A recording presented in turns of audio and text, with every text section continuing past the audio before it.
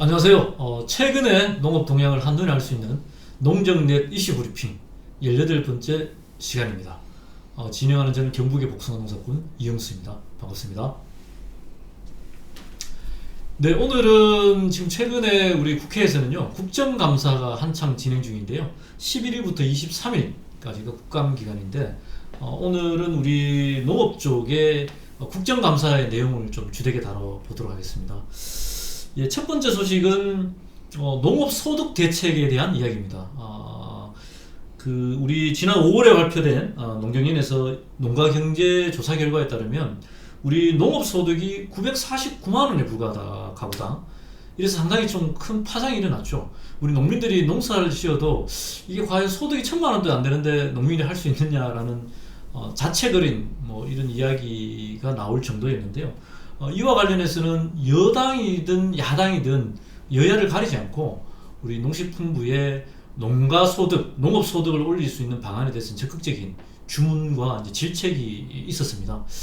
근데 한편으로 여기에 우리 정황근 농식품부 장관의 답변이 좀 논란을 낳고 있는데요. 이유는 우리 그 농식품 장관이 이야기를 하기를 농가 통계가 잘못되었다. 지금 현재 통계가 300평 이상의 그 농업인들, 법정 농업인들을 기준을 하다 보니 이렇게 이제 소득이 낮다. 그래서 이후에는 전업농 위주로 통계를 잡겠다라고 이렇게 발표를 하면서 이게 과연 일정 정도의 그런 불합리함도 있겠지만 한편으로는 우리 농가의 평균 1헥타르 미만, 즉 3,000평 미만의 농업인수가 한 70%에 달하고 있습니다. 그래서 한국 농업 실정상 중소농민들이 많은 상황에서 이 사람들을 통계에 잡지 않겠다는 이야기냐라는 이런 불만의 목소리도 나오고요. 또 한편으로는 평생을 50년, 60년 평생을 농사를 지었던 이제 고령의 우리 농업인들 같은 경우는 이제 소규모로 농사를 지을 수밖에 없는데 이 사람들은 농업인들을 제외하겠다는 거냐 이런 이야기를 하고 있고요. 또 다르게는 지금의 농가 소득의 구조상, 농촌 현실상 농업만 해서 전적으로 할 수 없는 경험농들이 꽤 있습니다. 농촌에 거주하면서도 농사도 짓고 다른 일도 해야만 농촌에서 살아갈 수 있기 때문에 이런 사람들도 제외하겠다는 거냐 이런 논란들이 좀 일어나고 있고요. 그래서 제 생각에는 굳이 이제 좀 세부적으로 좀 디테일하게 이야기를 하고 싶다라면 농가의 경영 규모에 따른 소득에 대한 제시나 이런 통계를 좀 제출하는 게 바람직하지 않나라고 싶고요. 그래서 작게 농사짓는 소규모의 중소농들을 통해서 제외하겠다라는 이런 답변은 사실은 좀 오히려 혼란을 야기시킬 뿐이지 않는가 이런 생각이 좀 듭니다. 예, 그리고 국정감사의 두 번째 소식은요. 여전히 올해 기후위기에 따른 농업재해가 상당히 많았는데 여기에 대한 여야의 주문들이 많았습니다. 얼마 전에 우리 경남 진주의 우리 농민운동가 한 분도 기후위기에 따른 탄저병으로 인해서 추석 당일날 오후에 단감농장에 올라갔다가 농막에서 잠시 쉬다가 불의의 사고로 운명도 하셨는데요. 어쨌든 올해 이제 기후위기 봄철에 결실 피해, 그리고 또 폭우, 또 우박 피해, 그리고 수확기에 또 다른 폭우도 내렸고 또 탄저병도 극심히 한 이런 농업재해 직격탄을 맞고 있는 농민들에 대한 주문을 좀 적극적으로 요구를 했습니다. 현실적으로 농산물에 대한 피해에 관련된 규정도 적절치 않을 뿐더러 그 비용도 현실적인 단가, 재생산이 가능하도록 해야 된다라는 요구들이 좀 많았고요. 또 위성건 의원에 의하면은 농작물 재해보험 지급 현황 분석에 따르면 재해로 인한 손해액 중 농민의 자기부담금 비율이 한 44%에 달하고 있습니다.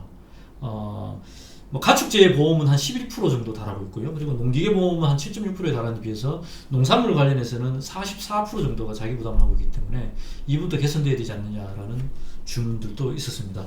어쨌든 기후위기 시대에 재해 보상, 농민들의 바람은 부자가 되거나 그런 것들이 아니고 안심하고 좀 안정적으로 마음 놓고 좀 편히 농사 짓고 싶다. 우리 추석날 불의의 사고로 당한 농민처럼 추석날 명절 하루라도 마음 편하게 농사 짓는 그런 좀 제도가 정착되기를 좀 간절히 소망합니다. 예, 세 번째 소식입니다. 윤석열 정부 이후에 농축산물의 수입 물량, TRQ 무관세 수입 물량이 확대가 많이 되었습니다. 이 부분에 대해서도 여야의 이제 의원들의 질의가 많았고요. 특히 TRQ 물량과 관련해서는 우리 주요 농민단체의 국정감사의 공통 요구사항이었습니다. 뭐 전국농민의 총연맹을 비롯한 농민이 길동을 했고요. 축산 관련 단체 협의회에서도 그렇고, 그리고 한농연을 중심으로 했는 한국농축산연합회에서도 공통이 들어간 요구사항이 TRQ 수입 농산물의 급증에 대해서 여기에 이제 중단, 새로운 대책을 마련을 요구를 했습니다. 시민단체인 경제정의실천연합회에서도요, TRQ 증량으로 국산 농산물 가격이 하락할 위험이 크다. 근데 실제로 그렇게 됐죠. 돼지고기값, 소고기값, 양파, 모든 것이 이제 급격히 하락했고, 그리고 또 여기 사실 그 이득을 가져가는 것은 오롯이 수입업자들이 아닌가, 이런 질타와 부작용에 대한 문제점이 제기를 되고 있습니다. 그래서 우리 이호택 의원님이 농업을 보호하고 농민 이익의 권익에 앞장서야 될 농식품부가 오히려 물가관리부처로 전락한 게 아니냐라는 이런 지적들도 있었습니다. 그리고 신정훈 의원에 의하면요, 우리 수입쌀도 상당히 지금 문제가 되고 있는데, 지난 3년간 2019년도부터 21년간 정부 양곡관리비에서 한 1,000억 정도가 수입 양곡대로 전용이 되고 있다. 그래서 우리 농민들의 쌀 수매에 써야 할 세금 1,000억이 수입쌀 수매에 쓰이고 있다라고 이제 지적을 했고요. 그리고 2015년 쌀 관세와 개방 이후에 쌀, 그 수입쌀에 대한 매입, 그리고 보관, 그리고 또 판매에 관련된 누적 적자가 매년 2,700억, 지금까지 2조 4천억, 4,600억 정도 되고 있습니다. 그래서 그 매년 한 2,700억 정도의 수입쌀로 인한 손실을 보고 있는 상황인데요. 이 부분과 관련돼서는 일본을 조금 보고 배울 필요가 있지 않을까. 일본 같은 경우는 수입쌀의 대부분을 식용이 아닌 사료용으로 쓰고 있습니다. 가공용으로 쓰고 있고요. 근데 우리나라 같은 경우는 이 수입쌀이 식용으로 상당히 지금 쓰이고 있고, 또 그를 위해서 식용의 수입쌀이 비쌉니다. 쌀은 크게 보면 두 가지로 좀 나눠볼 수 있는데요. 첫 번째는 이제 긴 장립종, 있고요. 장립종이 주로 아시아, 동남아시아에서 많이 묻죠. 인디카 종이라고 하고요. 또 다른 한 개는 중단립종, 이제 뭐 자포니카, 우리가 먹는 이 쌀이 있는데, 우리나라는 지금 중단립종, 우리가 식용으로 쓰는 이 인디카 계열을 구입해야 하다 보니까 그 비용이 상당히 많이 듭니다. 그래서 차라리 일본처럼 수입쌀을 장립계로 인디카 계열로 수입쌀을 TRQ 물량을 도입을 하고, 그리고 가공용이나 사료용으로 전환을 하게 되면 우리 국내 쌀 가격의 안정화는 물론 수입쌀 관리에도 좀 더 효율적이지 않겠느냐라는 생각이 들고요. 이런 요구들로 2030년 쌀 재협상 과정에서 우리가 좀 유리한 협상을 해 들어가야 되지 않을까 싶습니다. 그리고 네 번째로 뭐 쌀과 같은데요. 우리 윤석열 정부가 들어와서 갑자기 뜬금없이 가루쌀 이야기가 많이 나왔습니다. 가루쌀에 대한 효능 내지는 시장이 개척되지 않은 상황 속에서 내년 예산에 369억 원으로 가루쌀과 관련된 예산이 확대됐습니다. 근데 한편으로 좀 안타까운 것이 국산 밀 육성과 소비 확대를 위한 예산 94억 원이 전액 삭감이 되어버렸습니다. 그래서 국내의 밀 소비, 그리고 작업률 상승을 확대를 위한 국내산 밀 소비와 유통을 촉진시키기 위해서 조금씩 노력해오고 있는 과정에서 뜬금없이 국내산 밀에 대한 예산 94억 원은 전액 삭감을 해버리고, 뜬금없이 가루쌀에 대한 예산이 한 369억 원으로 확대된 부분에 대해서요, 좀 논란이 좀 일고 있습니다. 그리고 국감 소식 중에 마지막으로 지금 농협법이 아주 뜨거운 이슈인데요. 사실 이승희 농협중앙회장의 셀프 연임이라고 그러죠. 자기 때부터 연임을 하겠다라는 법으로 많은 비판을 받으면서 농해수위에서도 경론 끝에 어쨌든 통과가 되긴 했지만, 지금 국회 법제사법위원회에서 법사위원들이 이건 명분이 없다, 비판에 직면한다라고 하면서 지금 계류 중인 상황인데요. 이번 법안에 중요한 내용들이 좀 많이 들어있습니다. 그중에 가장 중요한 것이 농협중앙회장에 대한 연임뿐만 아니고요, 비상임 조합장에 대한 무제한 연임에 대한 거를 조금 규제를 하자라는 내용입니다. 이게 무슨 이야기냐? 지금 농협조합장들은 크게 보면 상임조합장이 있고 비상임조합장이 있습니다.